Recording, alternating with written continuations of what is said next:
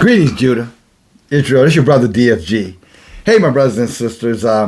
Just wanted to take some time this day, October 5th now, the morning after, so to speak, in regards to the national emergency alert that was sent not only here in the United States, but Russia, and I'm sure many other places that, unbeknownst to us, they were doing the same, citizens warning. And I only laugh in terms of just the how they mock us, brothers and sisters. How they mock us, how they really play us, for the fool. And unfortunately, so many of the peoples of the world, are sheep-minded. In other words, whatever they get told to do, they're going to do it without asking any questions. That they push certain agendas and tell you that it's exclusive to your particular area, exclusive to your city, town, country, or ethnic group, like us being targeted, for the jab. Talking about the Israelites, wherever we were, all over this flat earth. And I know for a fact here in the United States, they were giving our people, soliciting our people as a trade-off. Now get this, if you think Esau was a dumbass when he bartered with Jacob for a birthright, that's a lifetime riches for a bowl of soup. I think they topped that in many of the urban areas, where most of Israel is located in the United States. They topped that one because they were having them roll up their, sleeves for a snowball. A hot dog, a hamburger, a donut, a lottery ticket. Y'all heard it. And unfortunately, almost 70% of the Israelites here in America, of the tribes that are here, particularly Judah, but other tribes that are here as well, pretty much took the bait and, or made the deal, and although I laugh because I find it somewhat ridiculous and how ironic how many of people that we know interact with every day will tell you that they make up their own mind. Nobody tells them what to do. Nobody can tell them what to do. When we present them, the Torah scriptures tell us that, we're trying to persuade them to do something. But yet, when these heathens jumped out and said, hey, you need to do this, it didn't take a whole lot of convincing. They ran right to the first place they can find where somebody was offering them something that had not been proven, had not been validated. And quite frankly, for the other 28% of the populations of this flat earth who didn't take it, we all sitting over there looking at them side-eyed now like, And I bring that up because that did come up because of obviously yesterday, because I know a lot of our people were probably saying, okay, where was the big event? Well, if you were following this channel, you know that I said we've been having big events for the last 3 years, since 2020. Maybe you haven't been paying much attention. Everything from aliens being found in people's backyards, which we know those are falling angels, to fire coming from the sky, burnings in Canada that nobody ever shows these fires are so-called burning in Canada, which is a country almost the size of the United States, if not bigger, but yet they haven't showed us all these fires that now, or the smoke of these fires that are all the way down in the southern, southeastern parts of the United States. Rivers drying up like the Mississippi, and I could go on and on and on with that, but again, at the end of the day, all these so-called independent folk we know, Israel, they didn't seem to be so independent then.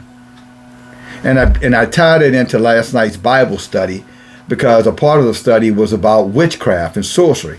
When you look at the nail print of this particular video, what you're going to see is Tyler Perry, transgender promoting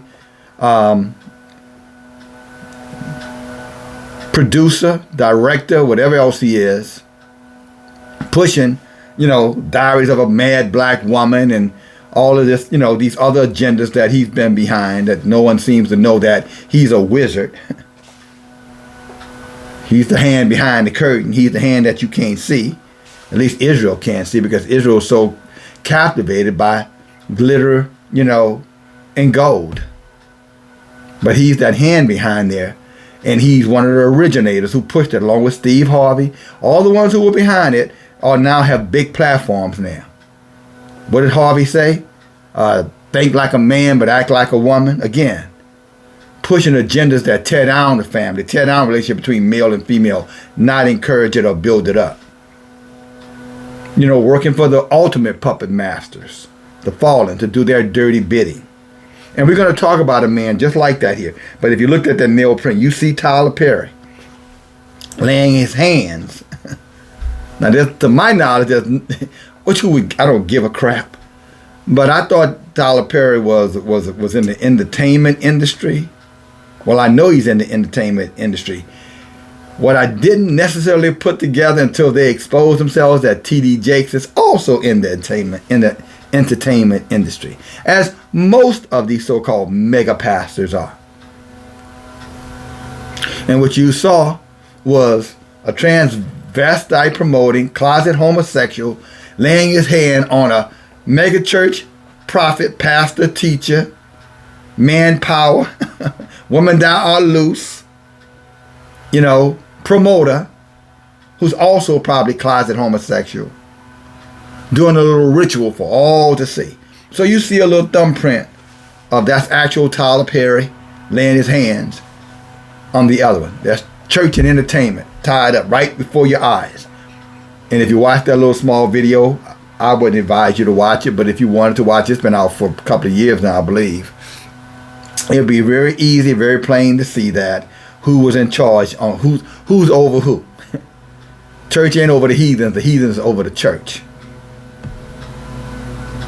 I'm going to say that again. Church is not over the heathens, the lost. No, the heathens are over the church, seducing, manipulating, controlling the lost. They go to the church to find redemption, and then the church closes the door behind them and pushes them towards damnation. And I believe that a part of my calling as a watchman of Israel is to expose it. Expose them all. He's one of tens of thousands. I'm talking about Jakes, the Perrys, the Harveys. There are many, many, many, many. They come in all different shapes and sizes. Color too. But if we as Israel, according to Yah's Torah, have any chance of surviving what they do, they're the channeling that they do. If you know the word channeling means that they call up evil spirits. Well, they don't really call them evil spirits. They call them friendly spirits. Sometimes they call them holy spirits. They channel up these spirits because these spirits will give them information, give them revelation, give them understanding. And we talked about that last night on our Bible study, Tanakh study. And we're going to talk about that today. Jasher chapter 61 is where we're going to be. But y'all know your brother. I always say, make sure you got your hammer and saw. Eventually, I'm going to change this to sword and gun. All right? Your weapons.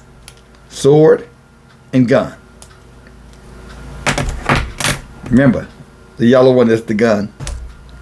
Sword. Or hammer and saw if you still prefer that term. For the less soldiers amongst us, you can still have the saw and hammer.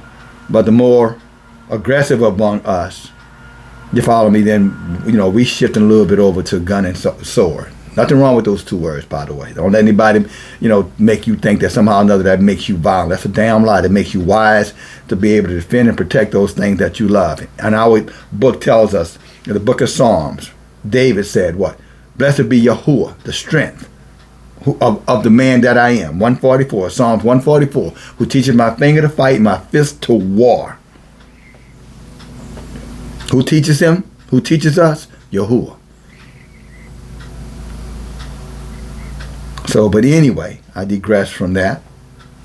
But that's what we got into that last night. And I thought we had a very learned session. Those who were able to attend, You know, I'm sure you have thoughts around it, and always feel free to share whatever you believe with the rest of those in the comment section who may decide to maybe not be part of the Bible study for whatever their reasons are.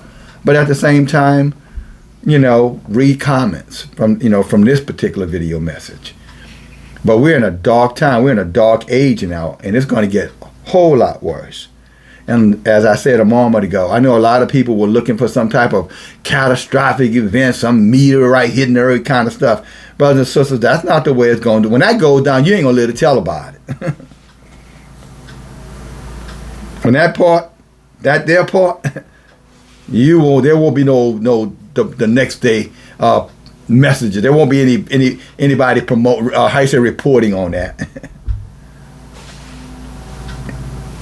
You know, when you look at the numbers of the people who participated in that mandate, they use the word global, but we know the earth is flat, so I'm not going to say globally, but if you hear me use the word globally, you know I mean what I mean, all right? Not talking about no ball. There's a dome up there. The earth flat. But anyway, across the earth, something like 5.5 billion people were seduced by whatever means but they were seduced into cooperating with at least one part of it. And 64% fully participated. Step 1, step 2, and step 3, you know, the boost. And how did that happen? Some people say, well, fear. Well, false evidence appearing real. If you mean it from an acronym, fear, I wouldn't disagree with that. But what if I told you it also has something to do with divination? And that divination is not just to cause people to follow some type of agenda. It's far, far, far, far worse than that, my brothers and sisters. The event yesterday was more about turning people into what I would have to say the best way, spiritual zombies. And what do I mean by that? The intent is to totally separate them where they could have no true connection with the Creator. In particular, Israel. That's why they were pushing ancestry before 2020. Y'all remember that? Hardcore. Because they need to get some information about Israel. They got the information. And then they set the heathens upon us, as they always have done. And we'll talk about it again in 66. But I just want to get it out, just give you some idea of what actually happened yesterday. It's going to be, you know, like a slow burn. But, you know, if you ever smoked a fat cigar, and if you've ever seen someone smoking a cigarette, you know they're smoking a cigarette, it's a quick burn. It just... But if you're looking at them, or if they're watching these people who smoke the bigger cigar, it's slow burn. Might take them an hour. See what they did yesterday is going to be a slow burn, brothers and sisters. Just keep your eyes open. Watch. Just watch. You'll start to see what I'm talking about. A slow burn. Slowly, you're going to start to see things get worse. People make decisions that you never thought they would make. People embracing, you know, agendas that are just don't. You would have to step back if you had clarity of thought. You would step back and say, wait. No way nobody's going to do that. And you're going to see them doing it. No way anybody would do that, and they're going to be doing it. No way would anybody do that to somebody, and you're going to see them doing it.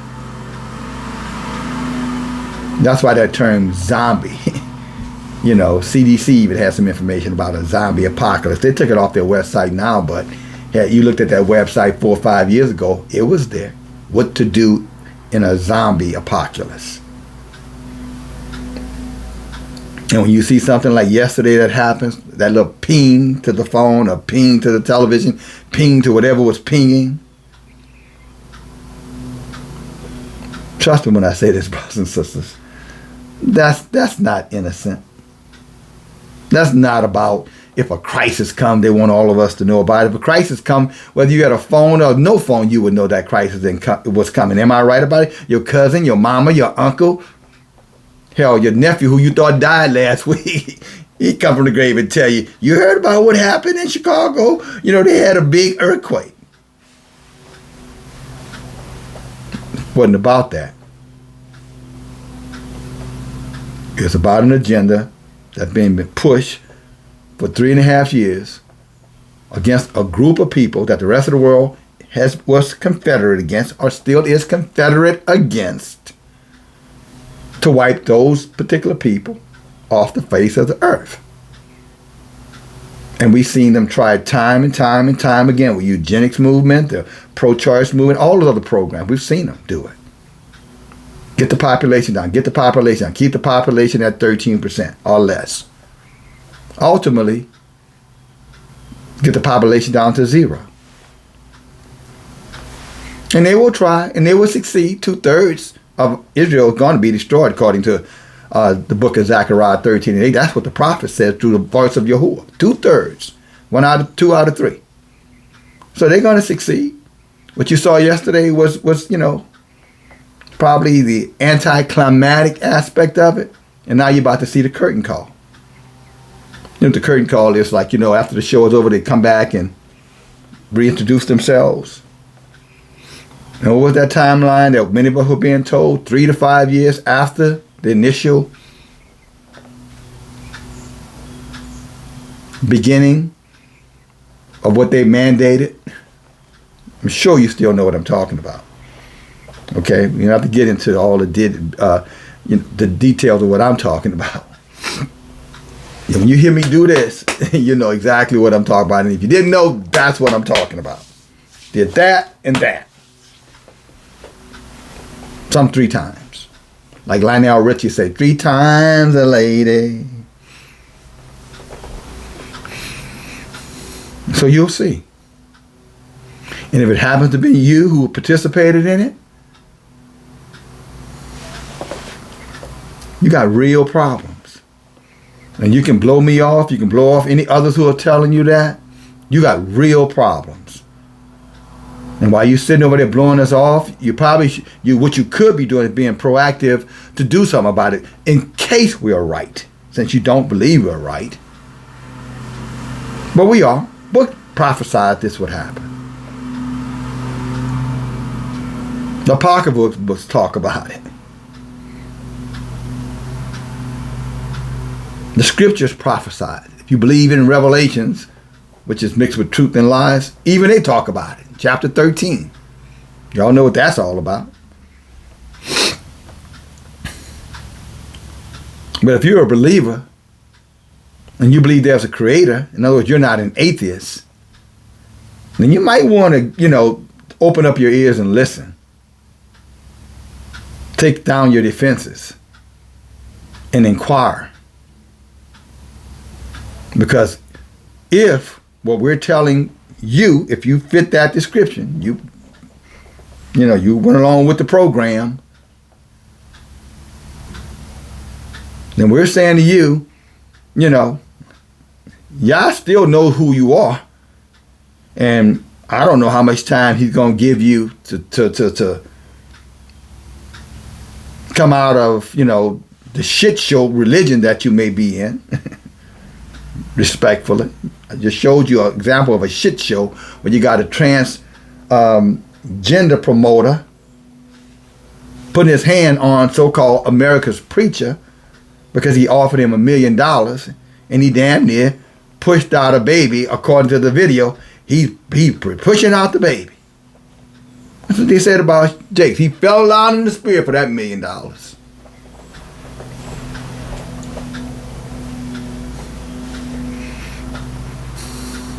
Deep, dark wickedness, brothers and sisters, is going on around us. Church not talking about it. The government damn sure not going to talk about it. And most of the people, who are creating content through social media don't have a clue what the hell they're talking about. Because they want to tell you that there's some Messiah coming, or came.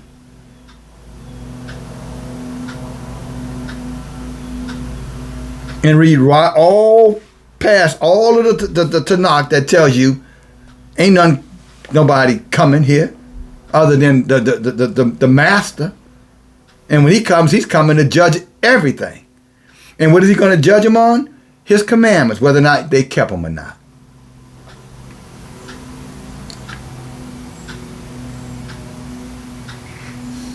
But I wanted to bring that up and bring that out just to kind of give you an idea. And again, for those of you who made the study, we appreciate having you there because, hey, one more informed believer, the way we see it. And we hope you continue to come. We hope you spread the word and encourage others to come. Like you've heard me say, this ain't your grandpa and grandma Bible study we doing. We're actually teaching. If you can believe it. Approximately an hour. And I think most will agree that's probably one of the fastest spent hours they've had in a long, long time if they're first time. But if you're regulars, we already know it flies by. Because we're teaching. We're telling the stories. We're breaking the stories down. We're making it easy to be understood what it is you're reading. Or should be reading. That number again is 517-516. Area code 516 is a conference call. Area code 516-597-9598. It's a conference call. It's not a video call. It's just you call in like you calling your uncle, your auntie. You just dial the number and it'll take you right into it, and you mute your phone and make sure you got your Tanakh, your Cipher. And, again, your hammer and saw, sword and gun, and take notes. Listen and take notes. You'll be surprised. There's some things here that you didn't know were here. We talked about, again, some very good things. Some of the things that I just mentioned came up. I mean, we didn't do an overkill there. But we talked about it. We talked about, how they use, channeling information. Channeling is that it's like teaching. It's like this. Make the lie big, repeat the lie over and over and over. The people will believe it. That's channeling. It's like saying the rosary or some chant, channeling, or song. You know how you sing the song? They got the hooks in the song. The hooks in the song is a form of channeling. From Louisiana, there's a song by the. And I'm not promoting these fellas. I'm just from Louisiana, New Orleans, so I kind of know about them, the Hot Boys. And they had a song called The Block is Hot. And he be singing Lil Wayne. Each one of them, I think they had a little part in it. The block is hot. The block is hot. That better watch it coming because the block is hot. You better watch it back because the block is hot. The block. See that little block is hot? Not the verses they were singing out with the background notes, the chanting. The block is hot. The block is hot. My block hotter than your block. That stuff is channeling. Them four fellas did it pretty well. But they're still doing it right now. Why do you think, our young daughters and men are following Sexy Reds and Remy Ma and Saki Hana when they're talking about, sodomy. All kind of other wickedness, I might add. Because they're channeling information. Forms of witchcraft. And so when they push that particular agenda to get almost 70%, or over 70%, almost with 5.5 billion people they channel that. They just use the media, they use the pulpit, they use the government, they use, the healthcare providers, they use the employers. Everybody was in conspiracy, conspired. Not in conspiracy because some did it ignorantly, but they all were channeled in to push it. And then yesterday, they pinged it. Ping! And over the next year and a half, again, some of us will live to see what happened. Many won't. Whether you like it or not, it is what it is. I'm talking about 2/3 according to the book. Not going to make it. But if you're here for a reason. If you're listening for a reason. You're following along with these studies, you're studying for a reason. You walked out of the church, you walked out for a reason. You no longer read other books that are not related to the Torah apocryphal book. I'm talking about not related to, you're not reading those books anymore. You don't read the New Testament anymore. Because you know there's nothing over there but the heathen doctrine, created for the heathens by the heathens. But we're talking about, the white man wrote the Bible. No, the white man may have wrote the New Testament. But Yah would have never let them put their filthy hands on his Torah. They tried to infiltrate it. Maccabees, First Maccabees 3 and 4, they said they sought to do it. But then Yah came right back around in the book of Proverbs 30 and 5 and said not to add anything. Then he turned right back around and that was through Solomon, the wisest man on earth. Told Solomon warned us not to let anybody add anything to Yah's book. And then Moses turned right back around in Deuteronomy chapter 4 and said the exact same thing. Don't let anybody add anything to the book. It was long before anybody had a New Testament. Writings or scripture, epistles, gospels. They added it, although the book said not to do it. Yeah, that was the hands of the heathen. So if you want to know what the heathens believe, go read the New Testament. But you want to know what you're not supposed to do? You can start at Jeremiah 10 and 1. Learn not the ways of the heathens. Why? Because their ways are what? Vain. Useless.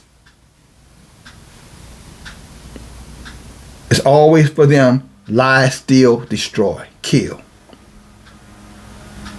To get what they want. And when they can't have it, then they just take it out by exercising, wickedness upon the most vulnerable people around them. And in this case, Israel. But don't think that's strange again. Psalms 83 told us, warned us about it, right? They are confederate against my people. Why? So that the name of Israel will be no more.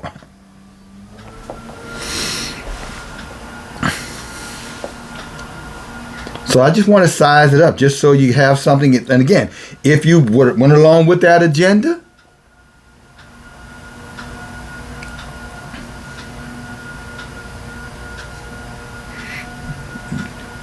if you have any chance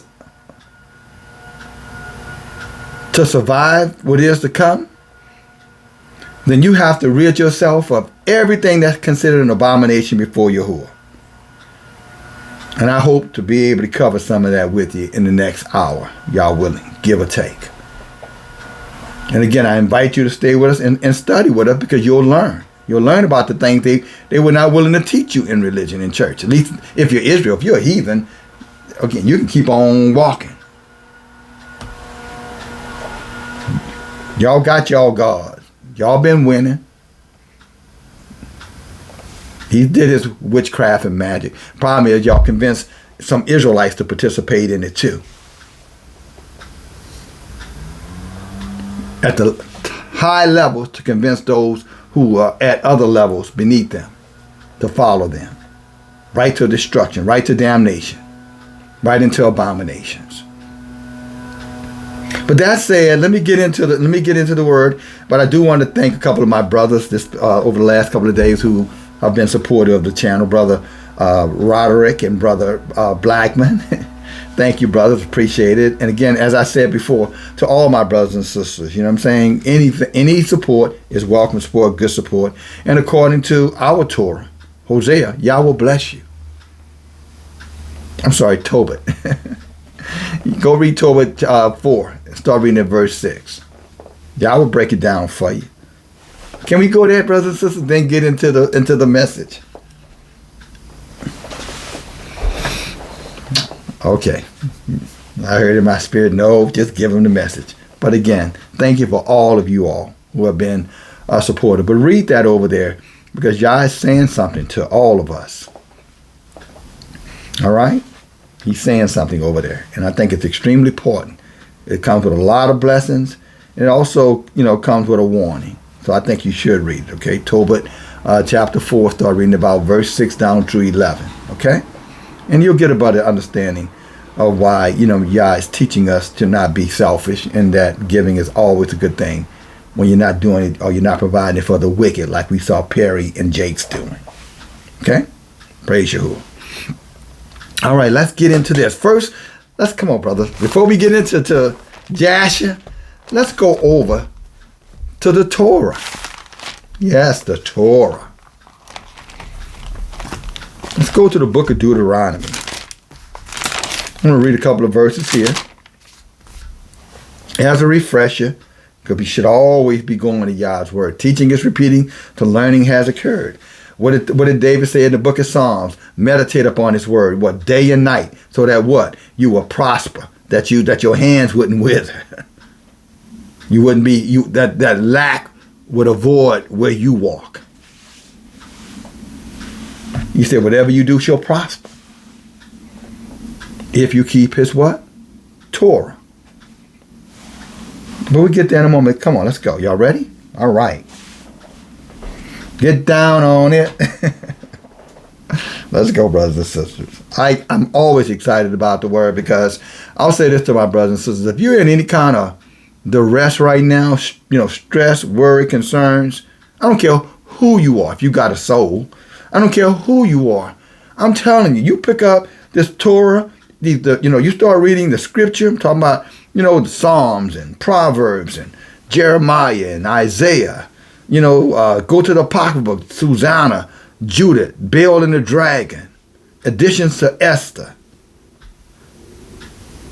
Enoch, Jasher. I'm telling you, it'll change your outlook to the positive. To the positive. This is truly light here. But most of our people don't know it because, they don't understand the importance of it. They think it's all about religion, some tradition, some custom, some feast day, some festival, some ceremony. Yeah, Yah made it clear. He don't give a damn about no feast days, ceremonies, and customs. He cares about obedience to his Torah. Well, brother, isn't that all about it? A lot of the feasts and festival days are just reminders of where Yah took us out of in our first captivity, brothers and sisters. Now, if you still need to be reminded by that by killing a lamb and painting blood of your doorpost, then you really need to try a little harder with your studying.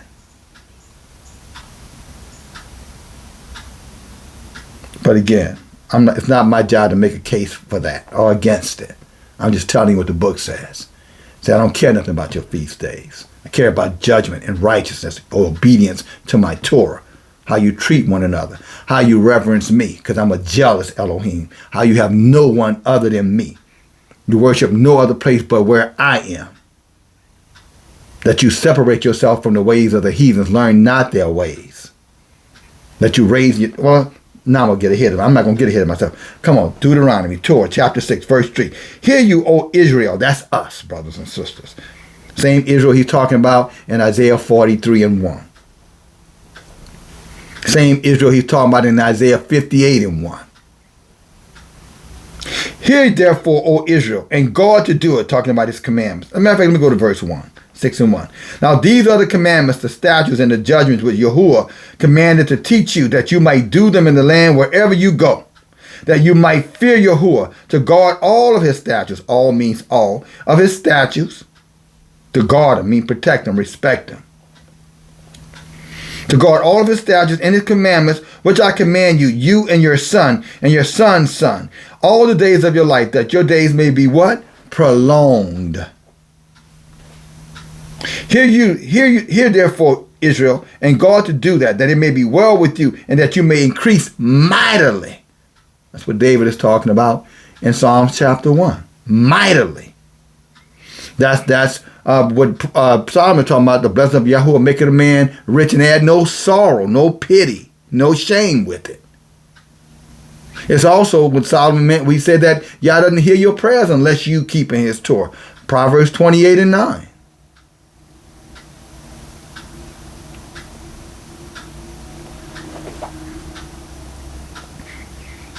He said that Yahuwah of your fathers has promised you in the land that flows with milk. And I'm going to keep on pushing this. Food of Yahuwah, honey. This is it. Internally and externally. This is the cure-all. You didn't need the pat on the shoulder. What you needed was a nice tablespoon of this twice a day. Or a teaspoon if it's a child. That would have strengthened your immune system. Because that's what it does. And it was created for that by the Creator, who knows who you are because He created you.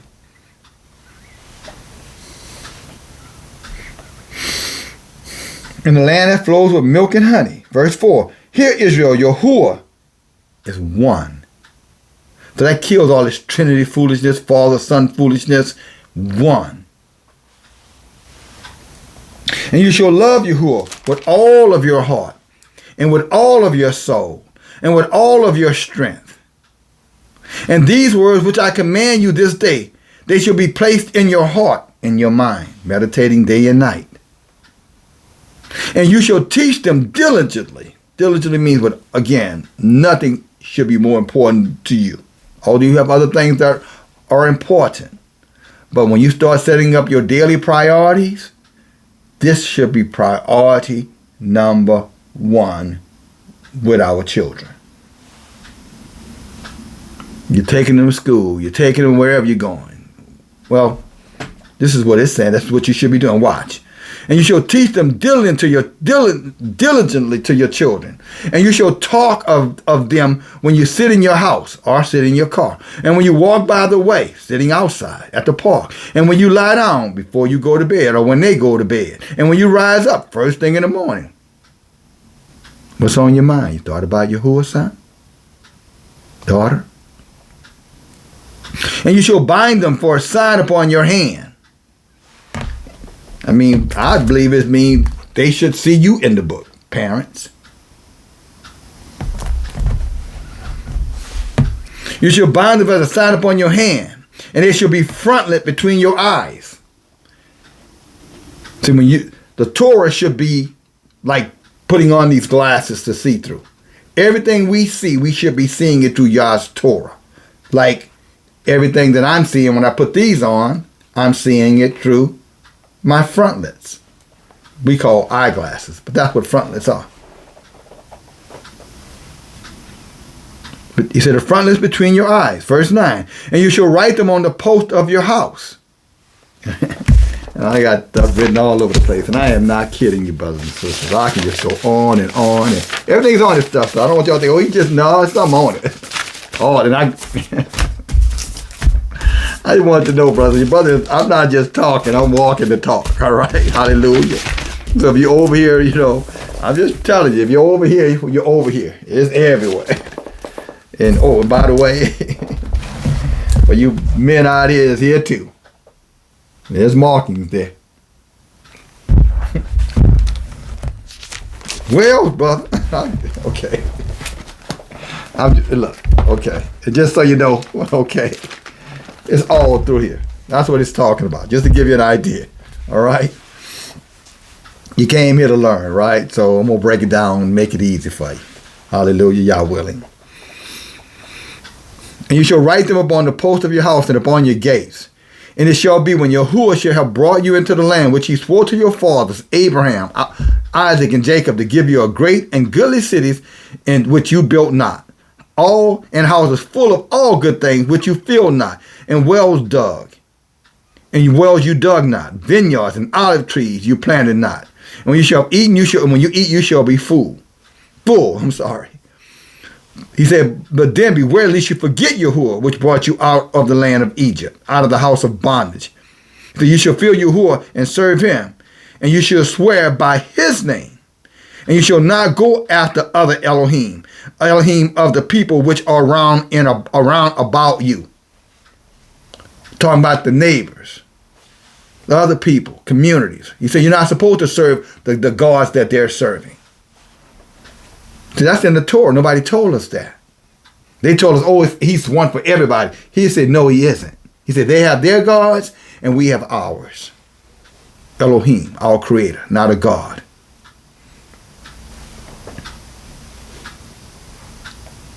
He's the Almighty. But it says they have theirs. But we weren't supposed to what? Serve theirs. If we wanted to see his strength in all these things that I just read. And that's what we're supposed to be teaching, brothers and sisters. That's what the Bible studies are about. But now let's get on over to Jasher. Well, if you don't mind, let's go over to Psalms. Because here we're talking about the blessings and strength and the growth. Hallelujah. And what it takes, keeping Yah's Torah. Look what David said. Book of Psalms chapter 1. Blessed is the man that walketh not in the counsel of the wicked. That's the ways of the heathens.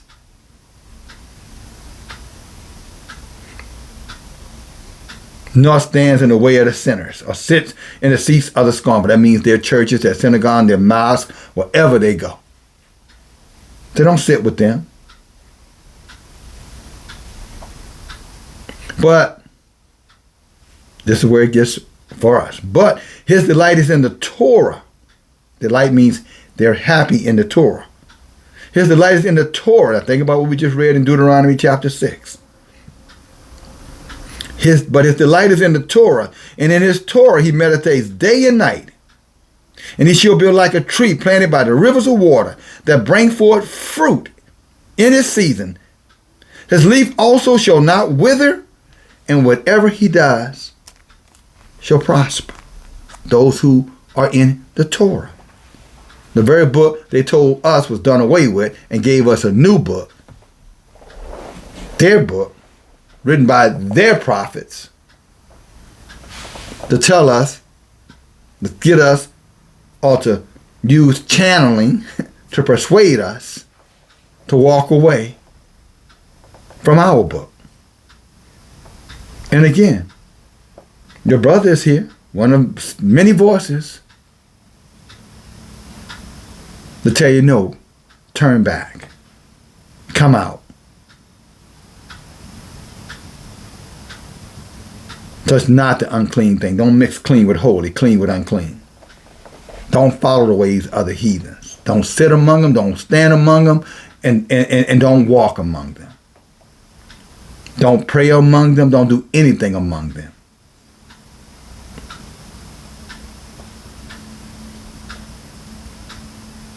They're the wicked and they are judged, and any of our people who are over there with them are going to be judged right along with them. Oh, and I haven't forgotten about the solution for this thing. I'm telling you what the solution for this thing. If you did that thing while there's still time, this is the answer. Coming away from paganism and idolatry, all the religions of the heathens, their customs, their traditions, their festivals, their holidays, even their birthdays. Maybe you knew that. Maybe some of us, our people, did not know that. But do you know that birthdays is a part of divination? It's a spiritual, dealing with spiritual entities, deities that had originated in Egypt. And they did it for their gods, the Egyptian gods, idolater, pagan gods. And we were warned not to do anything or learn not the ways of the pagans. Just saying. And then we wonder, again, why we at the bottom, not at the head. Because Yah said we kept his Torah, Deuteronomy 28:1. I know I'm going to get to Jasher, I promise you.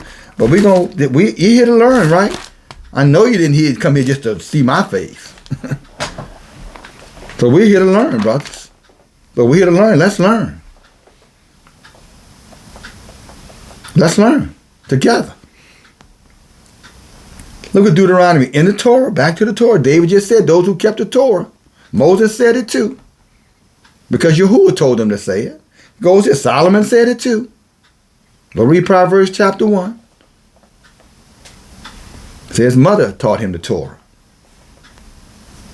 But look what it says in Deuteronomy 28.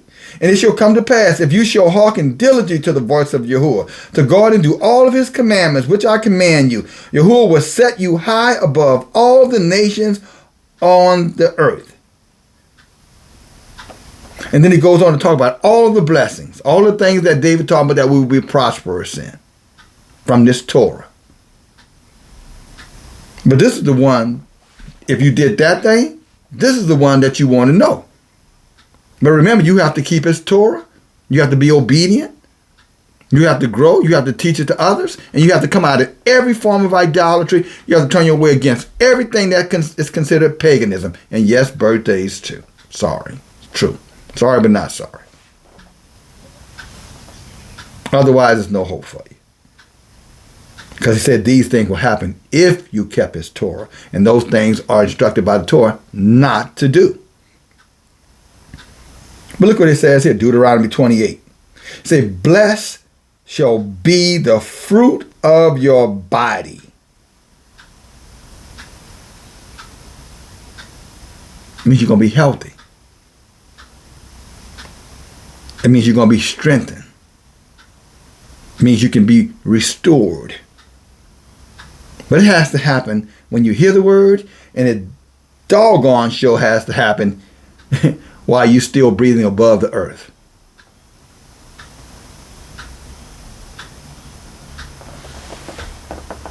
And it goes on to talk about other blessings. But then it drops down about verse 15. It says, but if you fail to keep my commandments. Let's go look at a couple of verses there. Still in Deuteronomy 28, the Torah. Look at this, 28 and 15. Just going to read a couple of verses. Don't panic.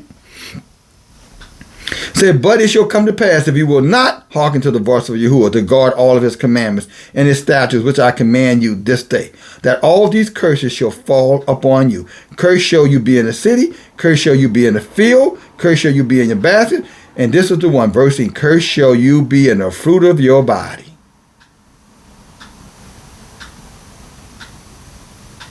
For not obeying it. Now they told you it was done away with. I'm telling you they lied. They told you the New Testament replaced it. I'm telling you it did not. Why am I telling you it didn't? Because Yahuwah said his word was everlasting. And he went on to say in Malachi 3 and 6 that he does not change. Malachi 3 and 6. And then if you still needed information, don't forget about what I said, adding to the word, taking away from the word. But also go in the Torah, Numbers 23:19 says he's not a man that he should change his mind. Or the son of a man. Or he's not a man that he should lie. Or a son of a man that he should change his mind. He said, if I said it, I'm going to do it. If I said it to you, if you want to see my strength, my power, my redemption, you must do it.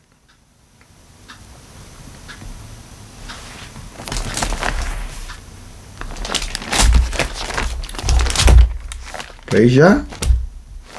All right, let's go to the book of Jasher, 61. So there's a way out if you did it. And for those of you who didn't do it, that don't mean you know, if you in paganism, idolatry, you could went on and took it because you're still going to get the final outcome. It's still going to be the same for you too. So taking or not taking is not going to determine whether or not you spend eternity with the Most High versus spending eternity in hellfire. No, you have to obey it as well. The commandment was written to all of Israel, for Israel.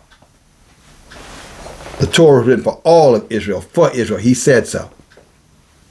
Teach this to Israel. Remember? Deuteronomy 6 and 1.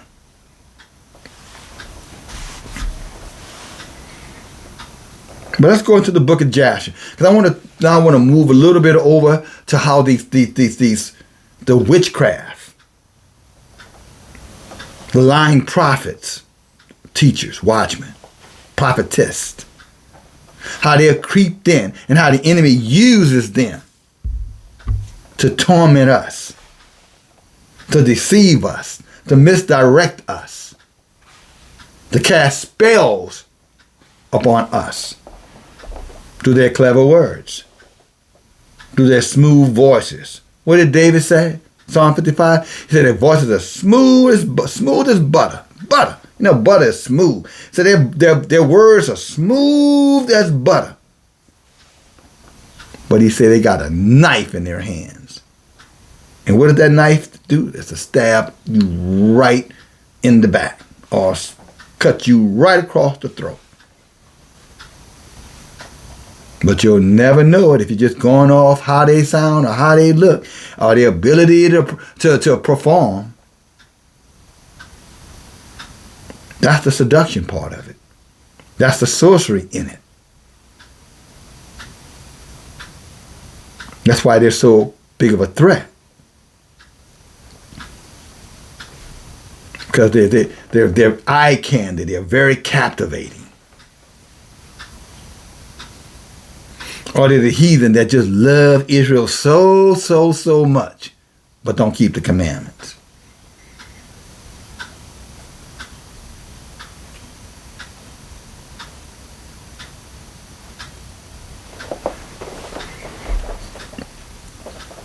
Let's get on into it.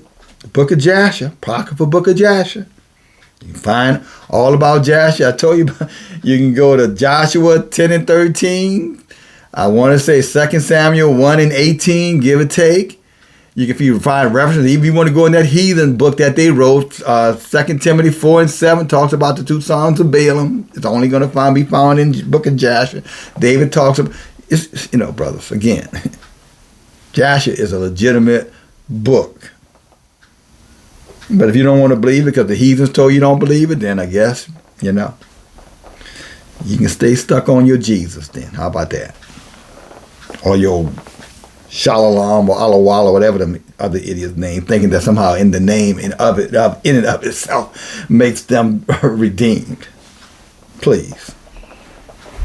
But at the same time, preaching the same thing you can hear in any Christian church on the street corners where they are, at their camps or communities. Those are the ancillary, what's it called? The words being the brain. Ancillary, I think is the word. So they're not the church, but they're really a part of the church, but no one knows it because Bishop Nathaniel and all of them pretend that they really are on Israel's side.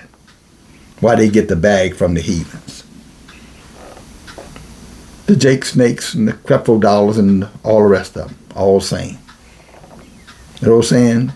2 horns on the same bull, 2 tits on the same cow. Ancillaries, that's all they are. You got your automotive manufacturing plants, right? Then you got your supply stores. They're the supply stores. They're your AutoZone, your Advance. Talking about the camps.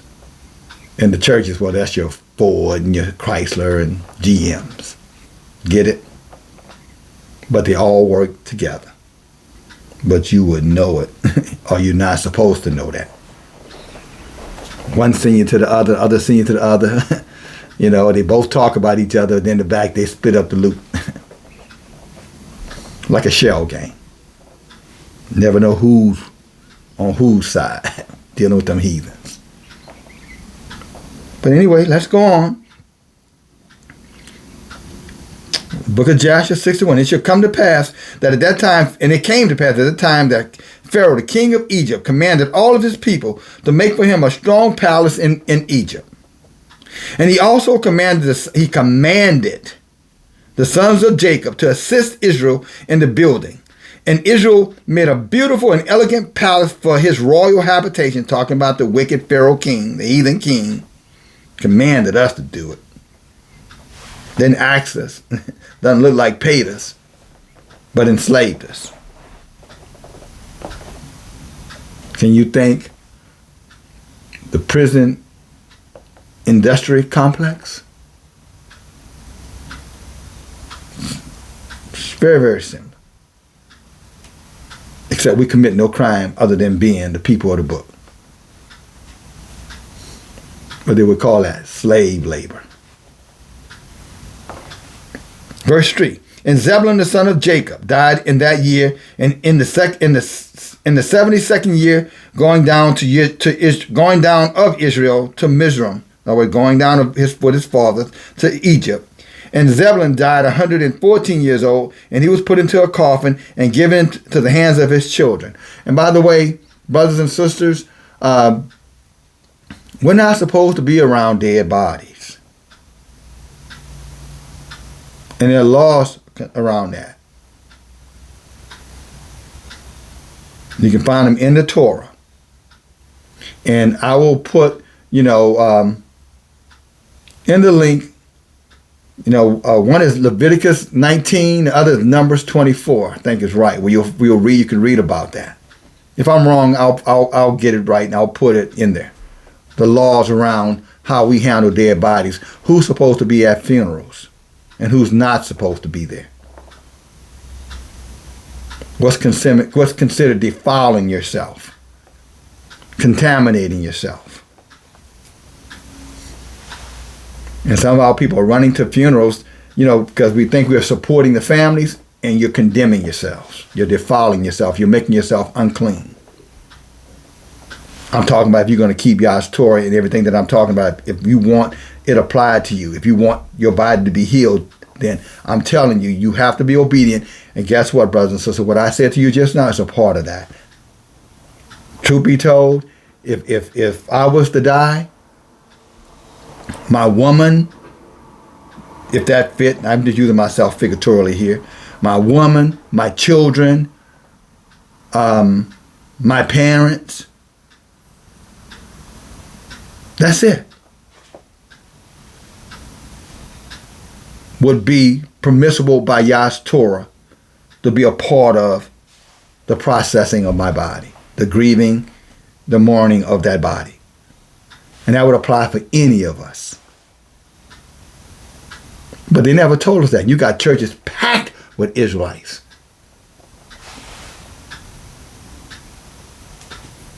And all of them are being defiled. Walking right by those dead bodies. Defiled, you're defiled, bing, you're defiled, bing, next, defiled, next. As you filing, I think, get in line, y'all can file right on by the body. You add a defile, because that's exactly what's happening when you do that.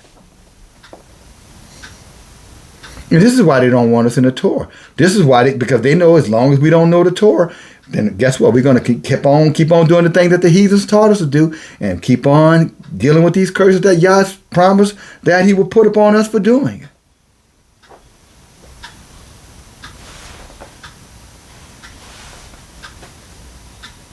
Around dead bodies, it's supposed to be a 7-day sterilization process. They ain't supposed to go around anybody for 7 days. Not the dead body, the family members who attended the ceremony. The person who officiated the ceremony. And we know that's not going on. You start looking at these morticians and stuff, please, they got bodies going through their places now like a manufacturing plant. But again, my people perish for a lack of knowledge. Isn't that what Hosea said 4 and 6? God's people perish for a lack of knowledge. Well, here, this channel is about increasing your knowledge. Studying the Torah is about increasing our knowledge. It ties right back in what the prophet Daniel said, right? In the last days, what? Knowledge would increase. The wise would what? Understand. The wise understanding would increase. But he said, but the wicked, the unrighteous, no, their understanding wouldn't increase at all. It'll stay stagnant. It'll stay exactly like it has been. Nothing will change with them. And even when you bring them to this change, you bring this knowledge to them, they're going to tell you, I don't want to hear that. That's what y'all do. That's what y'all believe. As though we wrote the Torah.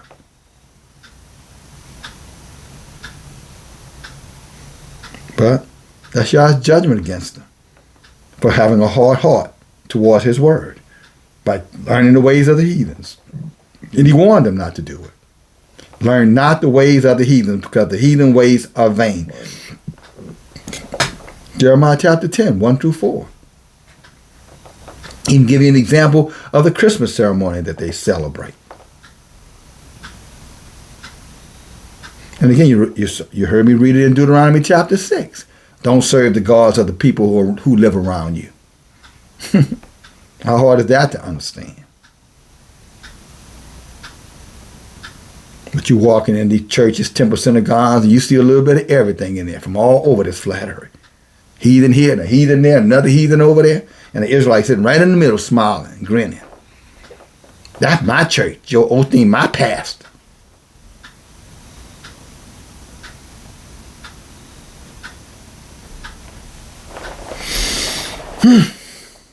Wake up, wake up, wake up. Israel, running out of time.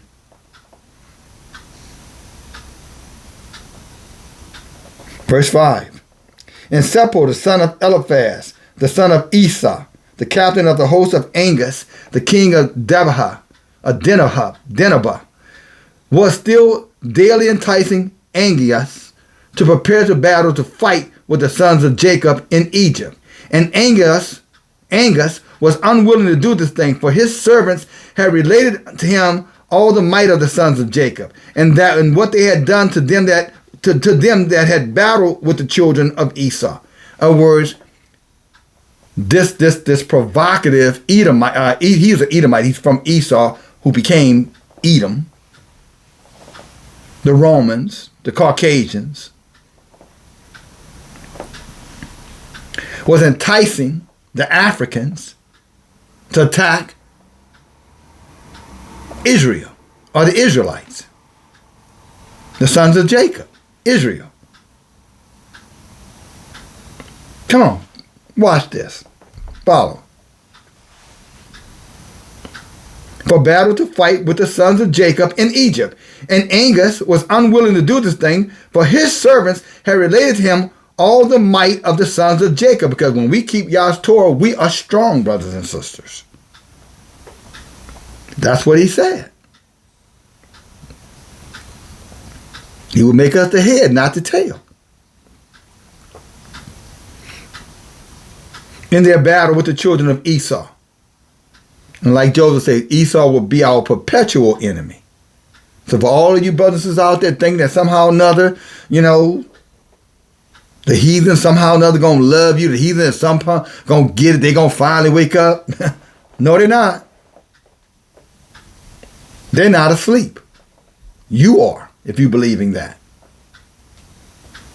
They're wide awake. They know exactly what the hell they're doing. You don't. If you're following after them. Allowing them to influence or persuade you through their clever words. Their big hearts.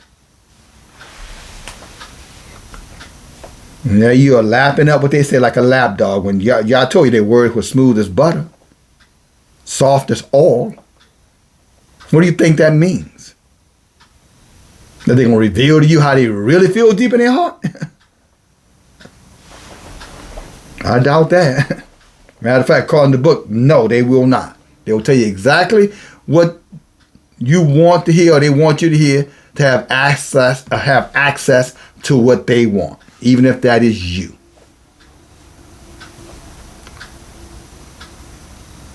Again, if they're not obeying every word in this Torah, they're heathen demons or wolves in sheep's clothing. And given time, wolves going to do what's in their nature to do. And that's eat dumb, blind sheep.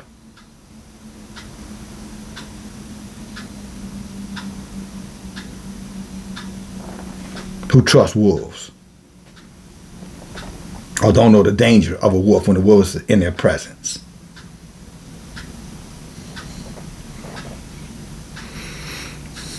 And Seppo, in those days, daily enticed Angus to fight with the sons of Jacob, to fight against our people. And after some time, Angus hearkened to the words of Seppo and consented to him to fight against the sons of Jacob in Egypt. And Angus got all of his people in order, a people numerous as the sand which is upon the seashore. And he formed his resolution to go to Egypt to battle. And amongst the servants of Angus was a young 15-year-old Balaam, the son of Beor. It was Balaam, the son of Beor. I get stuck right there. That's the same old wicked Balaam that's mentioned in the book of Numbers in our Torah chapter 12. That's the same Balaam that's spoken about in the book of Jasher. I want to say chapter 70. The one who gave, interpreted the dreams for the Africans against his own people. And when Moses found out about it, Moses wanted to take him off this earth. Moses wanted to unalive his wicked ass. Same Balaam who taught the heathen king or suggested that they throw our children, in the Nile River to the crocodiles to make us gator bait. This is him being wicked at 15 years old. And he never stopped being wicked till y'all finally killed him in his wicked, older years. This was an Israelite, by the way. Sort of a T.D. Jakes. Or Bishop Nathaniel. Or Geno Jennings. All doing the work of the heathens. All in conspiracy with them. Against their own people.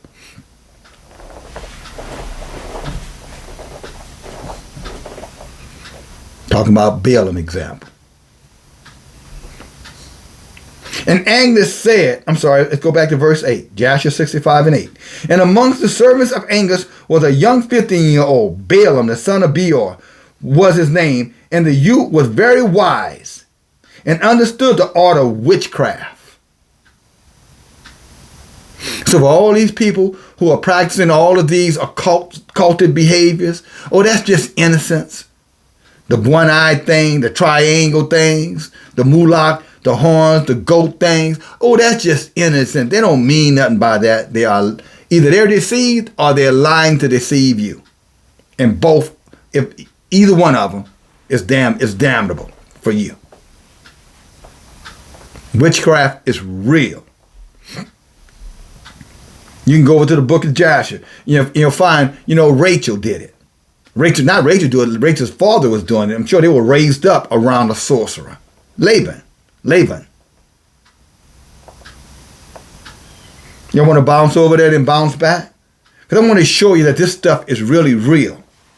Because way too many of us are practicing that stuff like it's entertainment. Halloween is innocent. It's just about harvest night. Costumes don't mean nothing.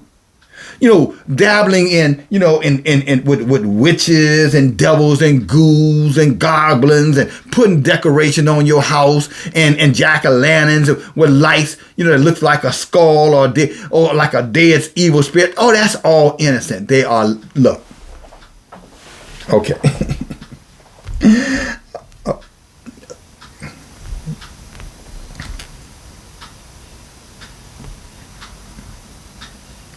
I guess I'm trying to figure out a way to say this while, the way I need to say it. Okay.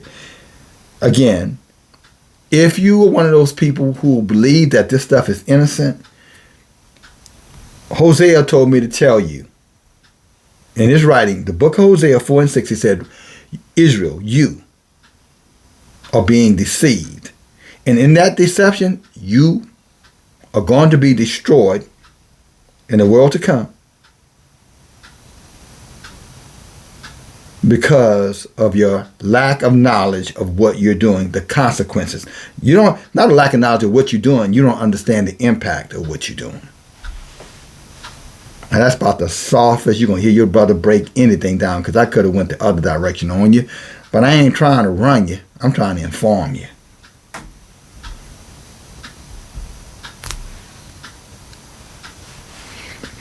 But come on, let's go over to the book of Joshua. I want to show you something here about Laban. We're in Joshua. We're going to go, hallelujah, 34, I believe. Let's see here, brothers and sisters. And believe it or not, we didn't get into all of this because we'd have never got off the study last night if we'd gotten into all of this. But we did study this. We were in the book.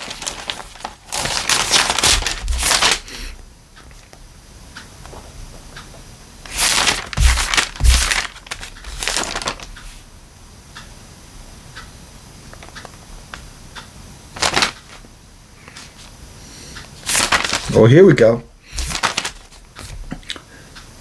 Joshua chapter 31. And read here starting at verse 40. Okay. And Rachel stole her father's images. These are the so-called images that people have all around their houses who, are dedicated to angels and the spirits and the, into entities that they think is innocent. And Rachel stole her father's images and took them, and she concealed them upon a camel which she sat on.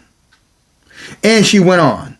And in this manner, and this is the manner of the images. And taking a man's head, now this is an image now, but look what's hidden inside of the image.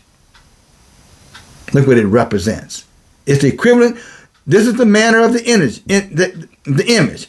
And taking a man's head, who is the firstborn, and slaying him, and taking the hair off of his head, or better said, this is, you never know what they're praying and putting in these images that many of us are buying, or people are giving gifts of those images to us. Crosses, Stars of David, all that stuff included. The little angels with the wings, the white ones and the black ones. The ones sitting on the wall, the black Jesus, the white Jesus, the yellow Jesus, whatever Jesus. Or Yahushua, whatever new name, Zeus, all same. You don't know what the person who did that was believing, what they were practicing, and what spells they were casting up on it. Number one, to increase the sales, and number two, to control you, to keep you telling others about what you bought, showing it to others. Now those spells are being pushed onto others who are coming in your homes or wherever you have them placed. That's why those nail shops and Chinese restaurants have their little Buddhas right out front. These so-called Christians, or these Christians do the same thing with their crosses and their angels, their stars, and same stuff, brothers and sisters. Why Yah say come from among them. You don't know what's going on with the person that made this stuff and what they were putting in the stuff, including the stuff you put on your body. Especially things that you sew into your skin, like, things you do with your fingers and, your eyelashes and hair and things of that nature. Men and women too, both. Not directed at one gender. Because all of them are doing that. You've got men doing it, same thing women are doing. Which is another issue in and of itself called an abomination. A man should not do anything that relates to a woman as it relates to the way he dresses or the way he puts on his apparel. He should not wear that what pertained to a woman. That's Deuteronomy 22:5. My brothers who now are letting the Drakes and the ASAP Rocky and Perels and all of them teach you, this Jimmy Butler's coming in here with feminine type, hairstyles and things of that nature as though it's some kind of cool new wave thing. Shows that, man got feelings too. Yeah, if he wanted to be sold like a harlot. Isn't that not what Joel said? They sold a man, if they sold a boy for a harlot. Is that not Joel 3:3? And a daughter for a bottle of wine? So I guess if he's trying to, sell his soul, yeah, he gonna dress like that. Or if he's already sold it, of course he gonna dress like that. Again, go read it. Joel 3:3. Joel, the book of Joel 3:3. They sold a boy for a harlot. That's a whore. And that's what they're all about with that foolishness. That wickedness. But I digress. But again, go read Deuteronomy 22:5 in your Torah. And then go read Joel 3:3 and see if I'm right about it.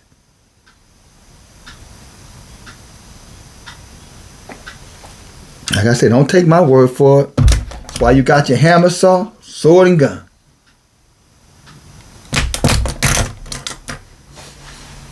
You're supposed to be meditating on these things day and night. Isn't that what the book says? So that you can get it entrenched in your mind. So you would have understanding so you can teach your children, teach your woman, the women with you.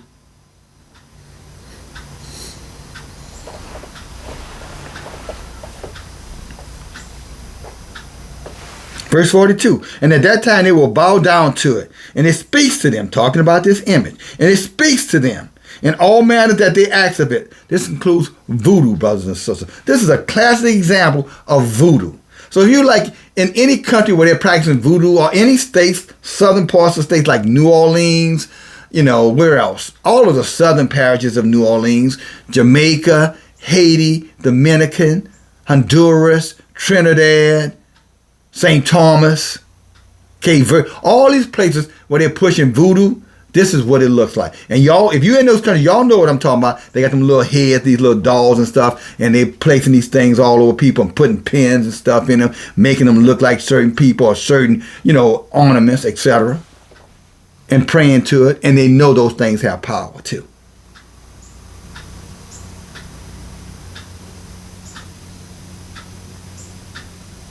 But they are all an abomination, and Yah will destroy all who practice it. We're going to get there in a moment. Watch. But let me finish about Rachel, what was going on with this particular image. Again, for all you Halloween, say putting it in the house and lighting it up with lights before it and bowing down to it. So all of you think this is innocent with putting these heads and putting lights inside these heads, like the jack-o'-lanterns. They don't want to tell you that this was very similar to what they were doing, or what many of our people are doing with the jack-o'-lantern. The pumpkins, they carve it out to make the little wicked little eyes and mouth, and they stick the little light or candle inside of it and stick it on their porches. Look what I'm going to read to you again. Taking the head, and with the tablet under the tongue and putting it in the house and lighting up lights before it and bowing down to it. But they think it's innocent. It isn't. Some know it isn't innocent. But they ain't going to tell you that. So that's my job to warn you of that. Right now you go anywhere in America and pumpkins are everywhere. For that very reason. And some of them make them figures of men. There you go again. Of gold and silver. There you go again. So they all don't just look like one thing. They all don't look like the voodoo doll head. They do it with other ornaments and things. That's what I was saying about earlier. How clever they are. And they go to them in times known to them. In other words, they go when nobody's around, they're praying to these things, talking to these things. Even worse, these things are talking back to them. But you believe it's innocent. Or you're going, it's innocent. Ain't nothing. All things, your homes are cursed, your cars cursed, you got it on your body. So everywhere you go, you seem to trouble always seems to find you, because you don't realize that them little beads you got on, where they come from. The little ring you got on your finger, what it actually means.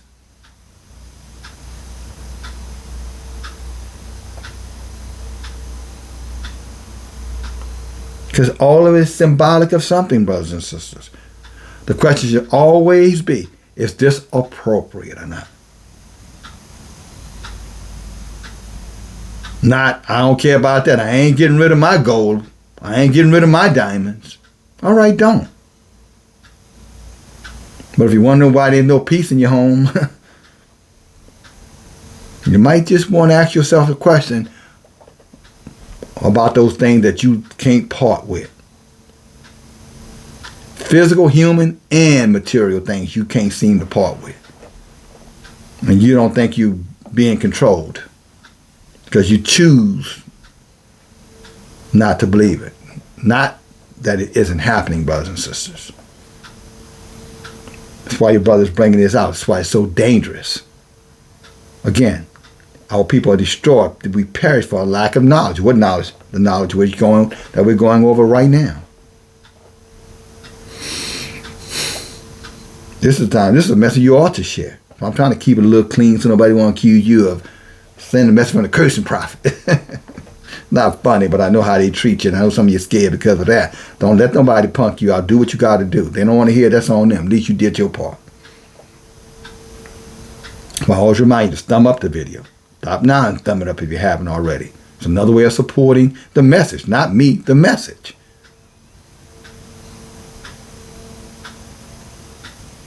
Do you care about your people or not? And if you do, then do something. Direct them back to Yahuwah. At least if you care about their soul. Where they're going to spend eternity. They don't listen, they don't listen. At least you tried.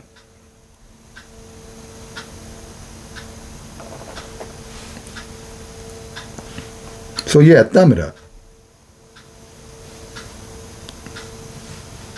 And some of them make them in the figures of men, and of gold, and of silver. And they go to them in the times known to them, or in their times of trouble. And the figures receive the influence of the stars, sorcery, as I said, sorcery. And they tell them future things. You heard me, right? These little innocent things that are not so innocent after all are spiritual things that's talking to them mentally. Why do you think in these streets out in the urban cities, Israel will slaughter each other behind money, silver and gold, jewelry? You don't think something is talking to them, telling them, you got to go get this, you got to have this, you need this, your life's going to be better because of this?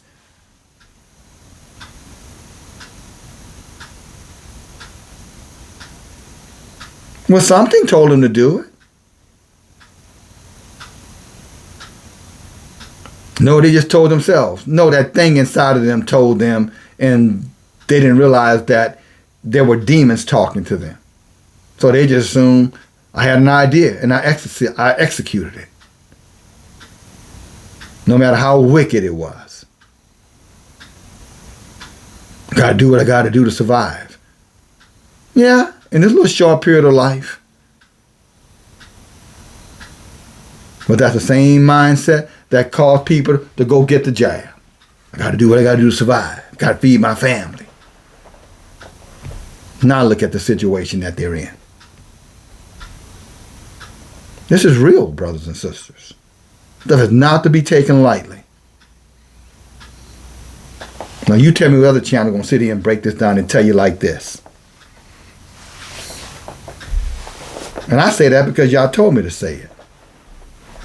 And why? You ain't got to go fishing for them anyway. You can get it right here. I'm going to teach you how to fish. You can go over there, they'll give you a little this and give you a little that. A little occultivism. Their religious beliefs, their messiahs, their saviors, their anointed ones. Polluting clean with unclean. But over here, you're going to get it pure. P-R-E. P-R-U-E. Pure. Solid. Whatever you do with it, it's okay. But I love you enough to tell you the truth. And let you do with that truth what you may. Even call it a lie if you choose to. It's okay. Still the truth. But let's go on a little bit further here. And these figures were talking to them. Telling them about the future. And in this manner were the images which Rachel had stolen from her father. Now, why did Rachel steal it? Was she wicked? Was she an idolater? Was she a sorcerer? Was she a witch? Well, fine. If you want to call all those things, don't forget about that old wicked ass nigga daddy of hers then. Because she got it from him. That's for all you those little clever devils out there who just want to accuse the Sisters of Zion of being all these things, but never look at who's supporting that stuff. Who's encouraging that stuff? Who's paying for that behavior? Who's sitting there sexually gratifying and satisfying themselves behind that? They don't want to talk about that. So guess what? I'm going to bring it up. These things that Rachel had in her possession came from her father. And why did she have them? Let's see. Why did she take them with her? Was she a thief? Let's see. Verse 44. And Rachel stole these images which were her father's in order that Laban, her father, might not know through them where Jacob had gone. No, she took them to protect her man. That's why she took it. Because she knew they had power in them. And she knew that her dad would use them to find them.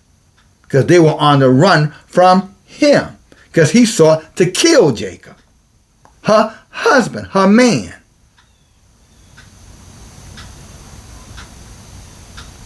Now, for all those who had something negative to say about what kind of woman Rachel was, well, she was a damn good one.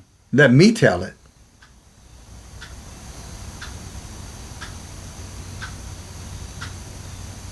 Anytime she got your back trying to save your life, how you going to look down on her? Going against her own people for you? Come on, brother, you can do better than this. Come on, we can do better than that.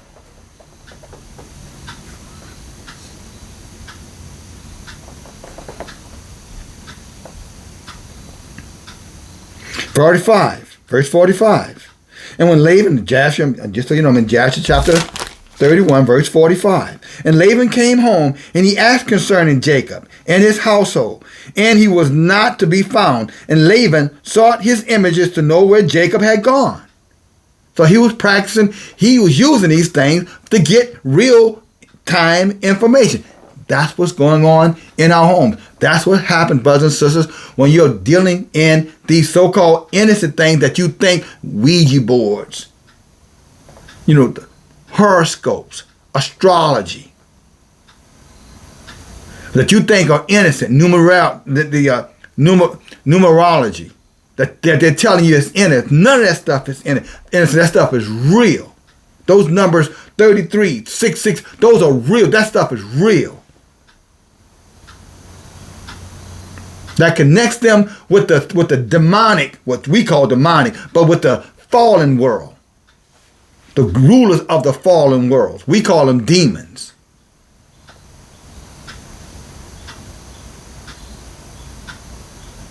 And not only are they real,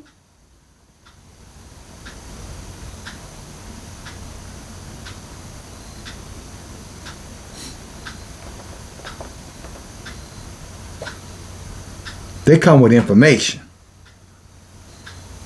Wicked, dark information. And again, who you think, all this stuff that's going out in these streets, from whoredom to murder, you name it, those are the same little things. And what are they chasing? The bag. What's in the bag? Silver and gold.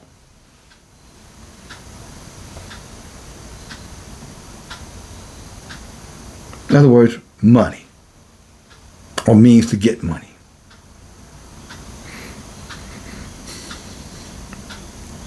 That's where their hearts are. Because those things have cast a spell on them to do anything to get it. Sell anybody out to get it. Compromise themselves to get it. Alter themselves to get it. Destroy their children to have it. Poison their people to have it. Betray their people to have it. And I can go on and on and on. But time would permit. A time does not permit. So Laban gets back home. His stuff is gone. Trying to figure out, because he's looking for Jacob. He don't realize Jacob took his stuff and left. Because if you go back and read early in the same book, you see that Laban and his son were plotting against Jacob. Jacob realized, let me get out of here before these fools be done something. Try to take my wife, try to take my children. So let me get the hell out of here while I can. But Rachel realized that, her father was going to be able to track him because her father was in the occult. He was in sorcery, witchcraft. Still over here with Balaam. Didn't forget.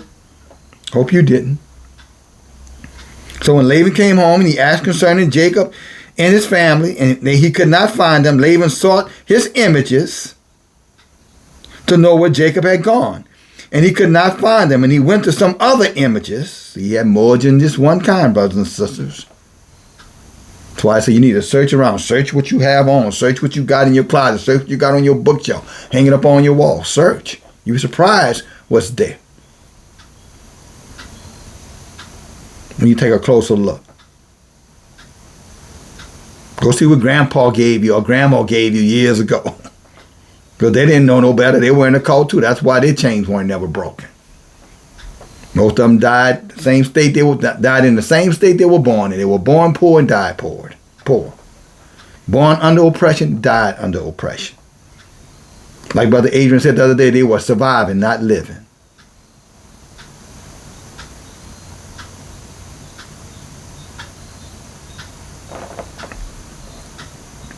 Maybe they were under some curse, is what I'm saying. Maybe there were things around them. Maybe they were practicing, reading something, believing in other gods like Jesus. And piss Yahuwah off. Because he said he would be if we did it. And for some who are still doing it, he's still pissed off with them for doing it.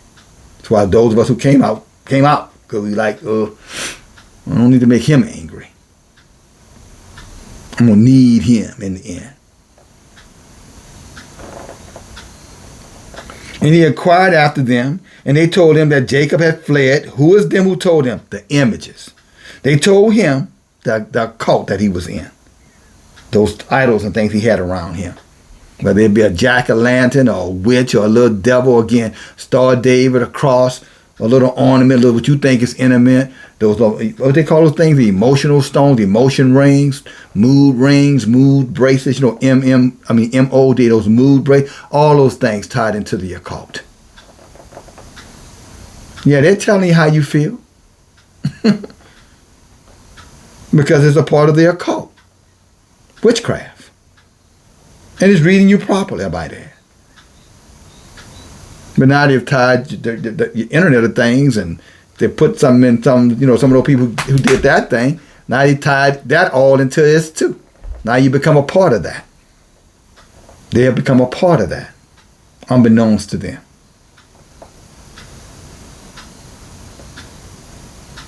Spiritual zombies, some physical zombies. And they have no way out of that. No more than Rachel had any way of getting Jacob out of this thing from her father. It was going to take some divine intervention for Jacob not to be killed by Laban.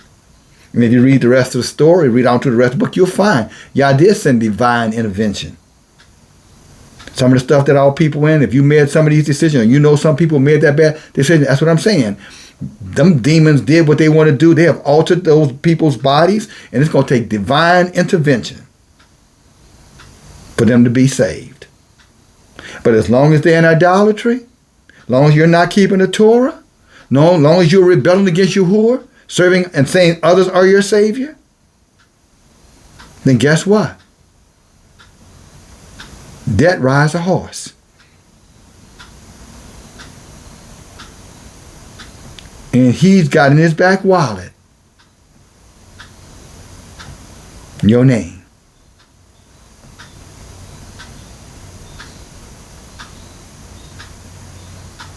Or breastplate. Wherever.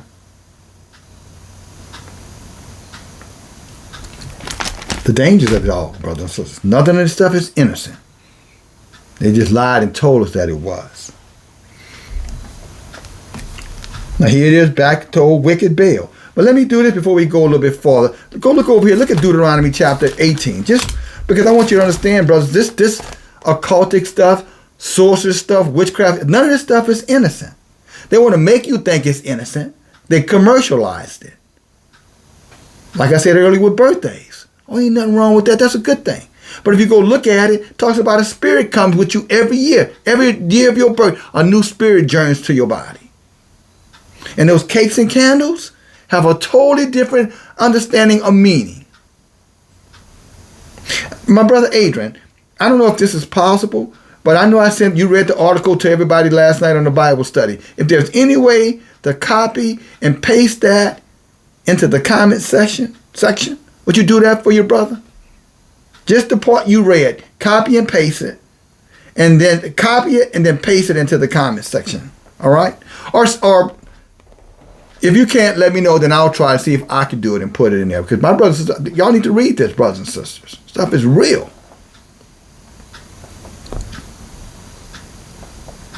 Things are happening to us and we're trying to figure out why. All this so-called bad luck. The old saying, if it wasn't for bad luck, I'd have no luck at all. Gloom, despair, agony on me.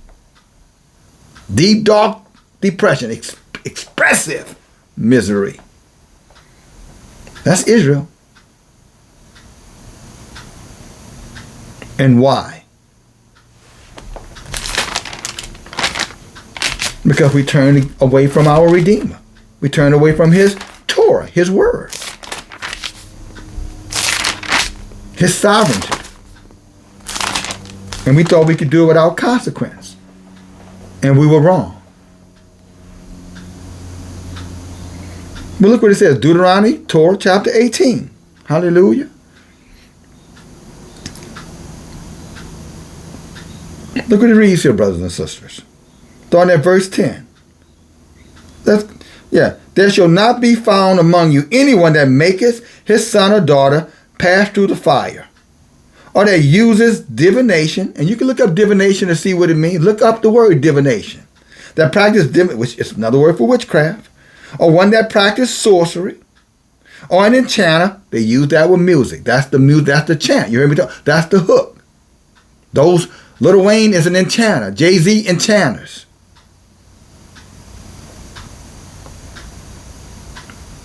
Beyonce, many of them. These are just a few. And then not all enchanters don't sing. You got them in the spoken word too.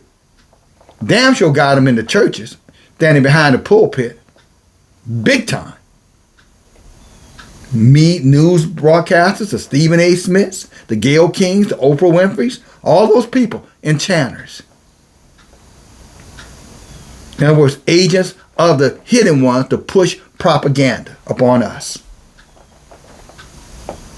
Really to push abominations upon us. Tell them, oh, it's okay, it's a good thing, it's acceptable. It's about inclusivism. It's about tolerance.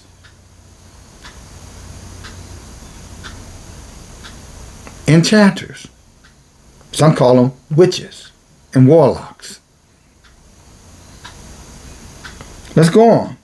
An enchanter or a witch or a charmer or a consulter with evil, with familiar spirits, that mean talking to the dead, or angels or whomever. A wizard or a neomancer, again. That's going into these, places where they have bodies, talking to the dead. Going into these cemeteries and talking to the dead.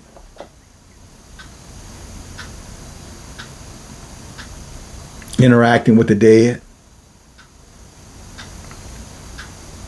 Is there a consequence for these behaviors? I don't know. Let's see. For all that do these things are an abomination to Yahuwah. And because of these abominations, Yahuwah drives them out from before you. Or before him, you could even say. Yah said, if any of us are practicing this stuff, drive them away from us, because Yah is driving them away from him. Don't be a part of them, even if they are Israelites.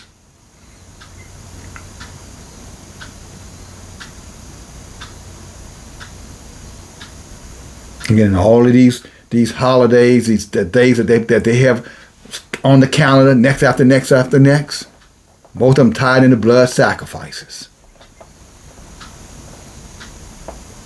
Neuromancy, dealing with the dead.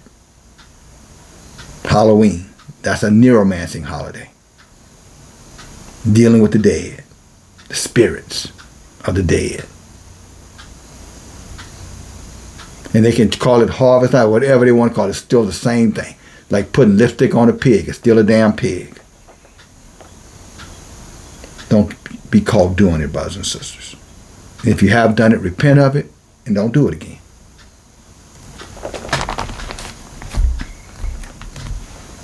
Let's come back over here. Jasher, again. We talked about Balaam, verse 10, 61 and 10.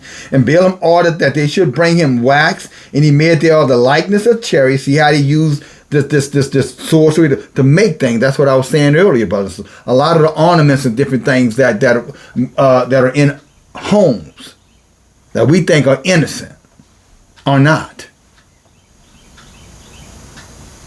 We've been told they are, by sorcerers. That they're innocent, but they're not.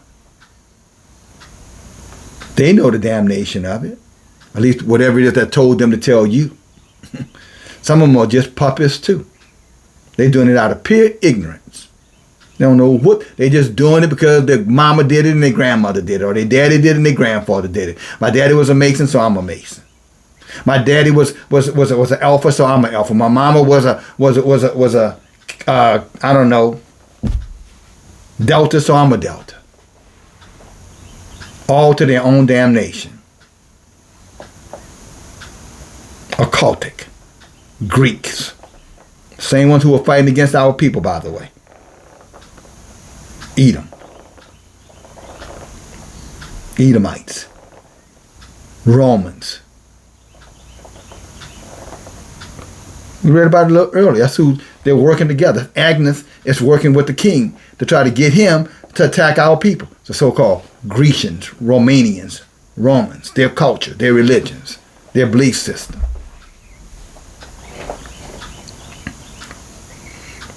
Now here it is, Balaam making these little ornaments. You know, the very wise little wicked one. The likeness of chariots and horsemen representing the army of Agnes and the army of Egypt. And he put them in a cunningly prepared waters that he had for the purpose. And he took in his hand the broths of myrtle trees, and he exercised his cunning. And he journeyed them over the water, and there appeared unto him in the water the resembling images of the host. Now see here, see the conjuring up spirits, conjuring. Stuff is real. A lot of you brothers out there with witches. You think it's cool, think it's funny. They got all this black gothic foolishness on. All this jewelry stuck all over faces where it don't make sense to have jewelry. All over their bodies. And they're coming across to you like, oh, no, man, that's just fashionable. That's what you think. Hell, that might be even what the person who's got it on their body think. Again, we're talking about who told them to do it. The enchanters. The elephant in the room that nobody wants to talk about. We all can see the results of what's going on, but nobody's talking root cause. Who's behind this stuff?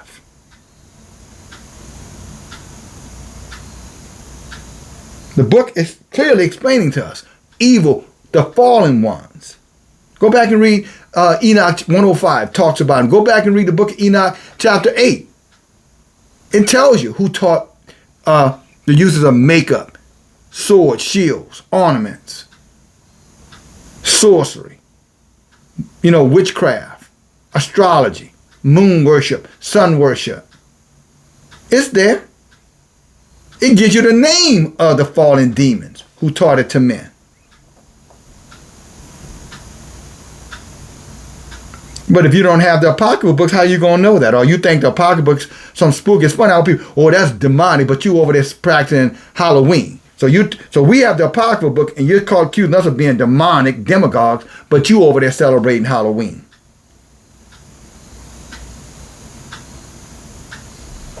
Make that make sense. Are they telling you, well, brother, I wouldn't be in them books. Those are evil books. By the way, you coming to the Halloween party? Make it make sense. Mr. Solomon said, there's a way that seems right to a man, but the end of that way leads to his own death. Proverbs 14 and 12. Yeah, they're sincere in all of their, so-called wisdom, but they're sincerely wrong.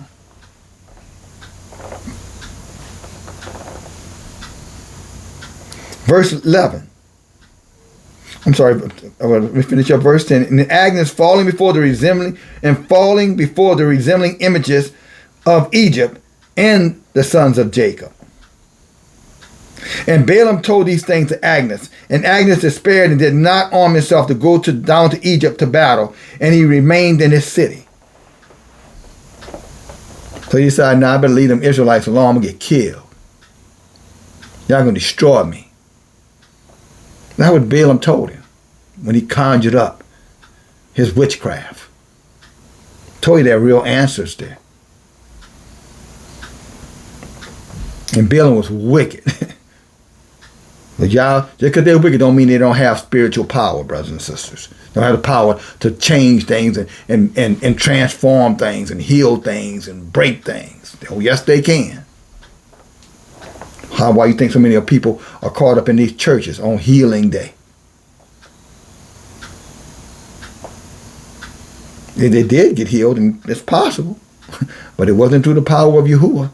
It was the power of the fallen. And now they're slaves to that healer. They know it, they won't tell you, but now they're slaves. I remember back in the day when Evander Holyfield, y'all might know, he used to be the heavyweight champion of the world from Georgia, Atlanta. And he was fighting, he had a heart murmur. And so they told him he couldn't fight no more. And he went to Creflo Dollar. Creflo Dollar, yes, his name. World Changing Church in Atlanta. And Creflo Dollar supposedly prayed for him. And his heart murmur went away. And he gave Creflo Dollar $1 million because Creflo Dollar healed him. Now, if you know who Creflo Dollar is, I don't think any of us will confuse him as a man, you know what I'm saying, who's after Yahuwah's heart. His name is Amply. He's named justly, Creflo Dollar, because that's what he's always been about, the dollar. But that demon in the pulpit, in a mega church, healed Holyfield. So, yeah, demons can do it. But it comes with the selling of your soul. Just remember that. You got to get a piper at the end.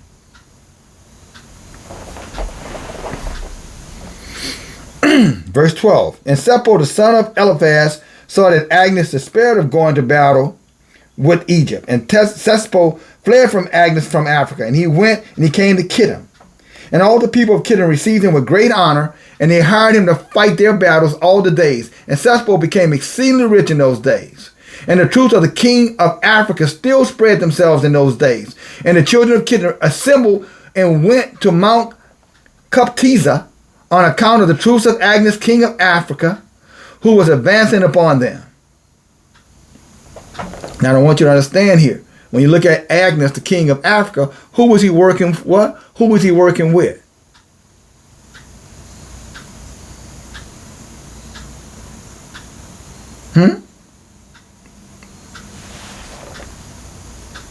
Esau. The children of Esau. Against who? Israel. Jacob. Us. And this is why all these people want to tie us into that continent. We were once there. Many of us are there, but we everywhere. We're scattered over this whole flat earth. But we're Israelites. And while I'm at it, the whole time about Africans, how you going to talk about the heathens and the Arabs selling, blacks into slavery? Africans did it too. Their own people did it. That's a damn lie. Those Africans sold Israelites. Just like this African king was working with an Edomite king to fight against Israel. Those same Africans were enslaving Israelites. And when they did fight war amongst their own kind, they made them more of indigent servants, not chattel slaves, like they made us. And sold us away from our people, our homelands, never ever to return. Many, millions and millions. So no, when you hear that lie about the African was selling Africa, tell them you don't know nothing about the history of Israel. Because if you knew it, you would have known they were selling Israel, and Israel happened to be melanated. But like my brother Adrian says, all skin folk are not kinfolk. Just because they got melanation, don't make them us. East Indians are melanated. I don't think any of us confuse ourselves of being East Indian. Hell, many of them darker than us. And I can assure you, they'll tell you they're not you.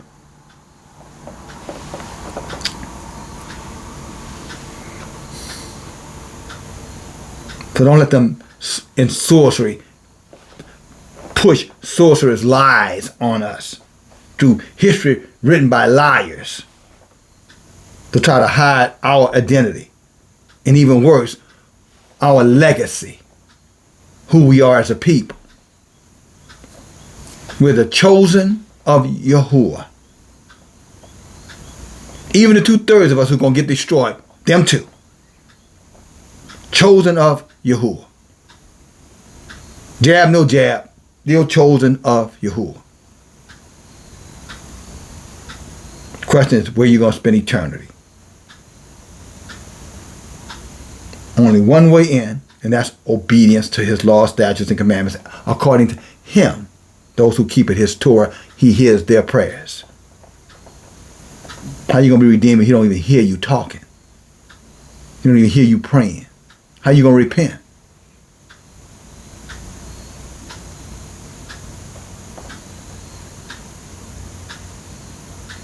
And I'm going to pull it in about right here, brothers and sisters. You can go down and read 18. It talks about, certain water and air and stuff not to be drinking and breathing in. That's another sign of the times that are coming. You can read the rest of that. But I think I've gotten to the meat and potatoes of the message and how dangerous it is to trust witches and warlocks, even if they're from Israel. How their cult can be so subtle, can appear so innocent, but it can destroy your soul. How the Torah and the Torah and the Torah is what is expected of us as Israelites in terms of our culture. We don't need a religion. We have a culture. We don't need their laws. We have our own laws. We don't need their constitution. We have our own constitution. As a matter of fact, he told us not to learn their constitution. Don't learn their ways. Yeah, we may have to live in a land that's governed by their constitution, but in things that we can do on our own, we're not supposed to be participating in their things voluntarily under zero circumstances. No way, no how. But of course, that they kept us blinded to all this by telling us the apocryphal books were not to be read and because they were not Holy Ghost inspired, whatever the hell that means. You know, I know what it means, but it's bullshit. It's holy demonic ghosts. Torah was done away with. Nobody could keep it. Yeah, we all through the book, they're saying people were blessed by keeping it. Men, women too.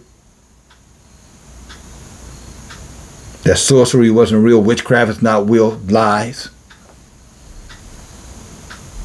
Traders inside of Israel are not real traders. Another lie. Learning the ways of the heathens, putting our trust and faith and hope in heathens, another form of ignorance and self-destructive behavior.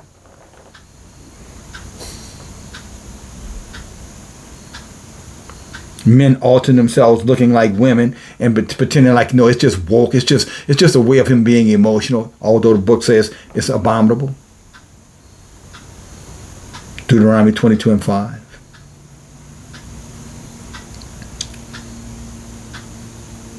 But this is where we are, brothers, sisters. Time is running out. Tomorrow's not promised to any of us. So what you do today, you need to make it count. And if you live to see tomorrow, make that count too. But don't be worrying about tomorrow. Well, what's going to happen to me? If you're obeying Yah's Torah, Yah's will. How about that? And trust me, that's way good enough. His will for your life. Because that's a guarantee. When this one ends, a splendid one begins. There's a process. There is an expectation. There's a standard. There's a statute. There is a way. And we're here as watchmen, teachers, messengers,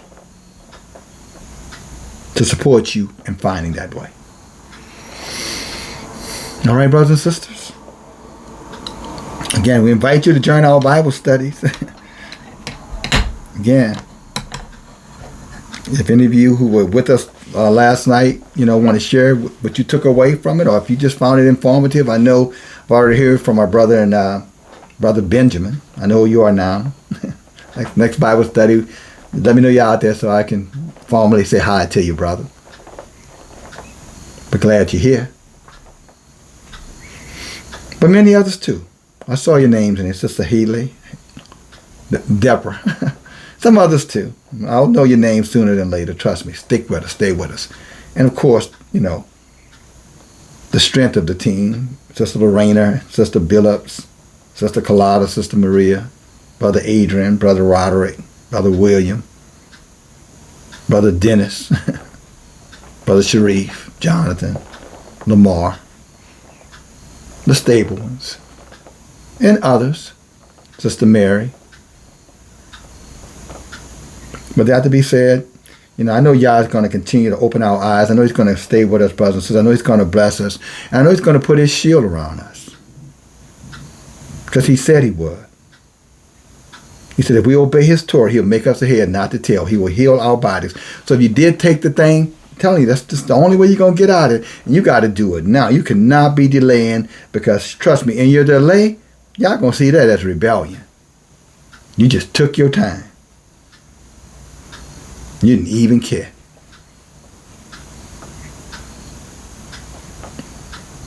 But that to be said, brothers, I hope this message was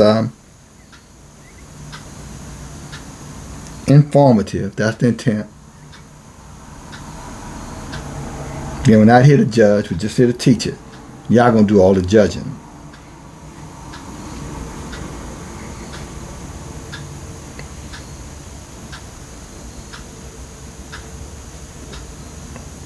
Okay.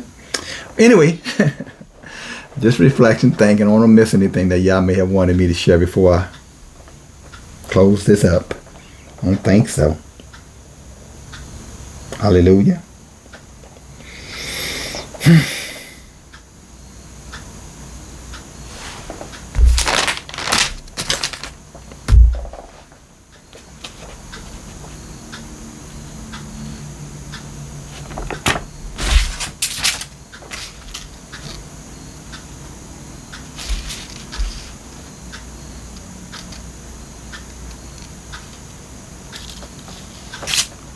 All right, then. I think that's it. Kind of did my little scan and run.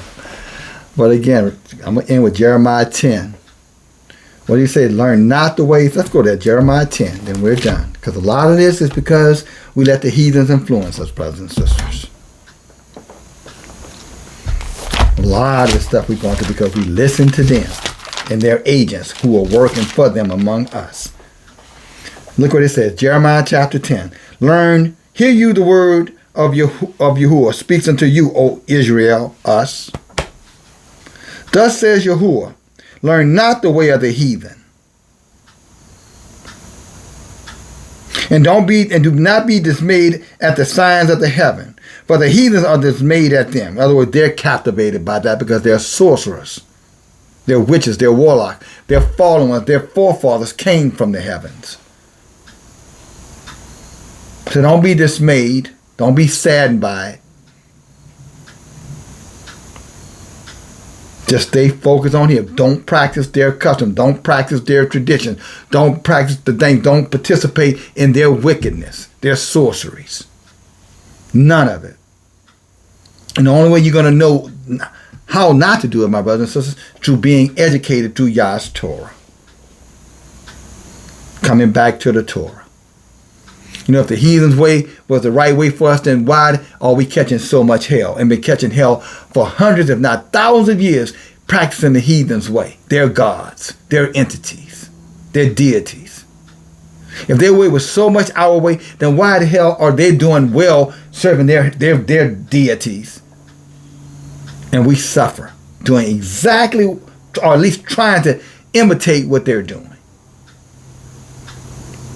Because it's not for us to be doing.